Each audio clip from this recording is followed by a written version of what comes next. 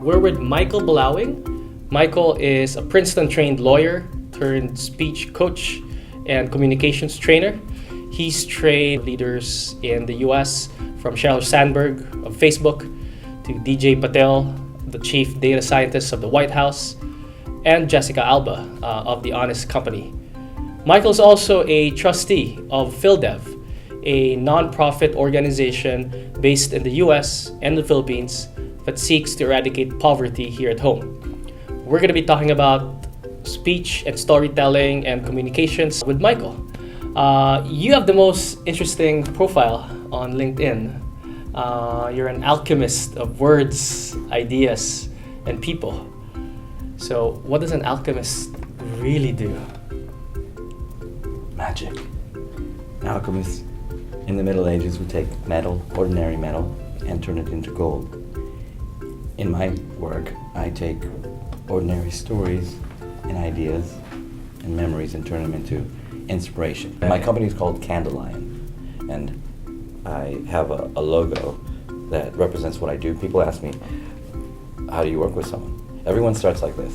They're closed, they're skeptical, who are you? Right. And they light up, literally, within minutes, because they see how much better they can get. They light up like a candle. And then, after a little more time together, they open up like a flower. If you had a dandelion, picture of dandelion in front of you, what would you want to do with it? You want to make sure it opens up and spreads out. Exactly. So my work is, can you light up, open up, and whatever you learn, will you teach it to others? What would you say was the big difference between people who are good communicators and people who were not so good? Good versus great communicator is like a good lawyer versus a great lawyer. Mm-hmm. They don't teach us at UCLA Law where I studied, or Harvard. I don't think they teach it at UP. The difference between a good lawyer and a great lawyer: a good lawyer knows the law. A great lawyer knows the judge. Especially in the Philippines. Was that loud enough for the camera? And when you're speaking, who's the judge? The speaker or the audience? Right. The audience is always the judge. And you may know your subject well. As an entrepreneur, I know my product or service, but it doesn't matter if you don't know what your audience, your customer, your investor needs and wants. Right. So the best communicators connect with the audience. And the examples are Sheryl, of course, when she speaks about her company, Facebook, Sheryl Sandberg.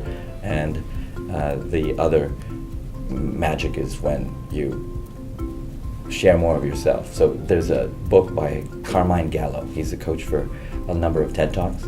His book is called Talk Like TED. And he has three pieces of advice. One is be novel, which Filipinos have no trouble being. Right. We're very original. Right. 2, be memorable. Just give us something we can keep. And then lastly, be emotional. And the other things I'd add is, can you be authentic? Can you really share more of yourself? And then in the case of Gina Rosero, can you be brave? Which is not just sharing something about yourself, but taking a chance. Actually, the best speakers are comedians. Oh. Do they have any PowerPoint or video when they're on stage? No, not at all. It's this, the comedian and the audience. Right. And they pull people in with stories. And I always have to tell people, you're not there to entertain or to tell jokes. You're just there to connect with the audience. The analogy I use is most speakers in the Philippines and around the world see themselves as speakers, as presenters. It's a game of golf. Right. Watch me swing. Ooh, that was a good shot. Well, watch me swing again. The game I teach, not golf, it's tennis. Ball's in your court. Right. Back in mine. Going back. You're connecting with the audience, and that's a different game. What can we do better, whether you're an entrepreneur or an executive, to become a better speaker?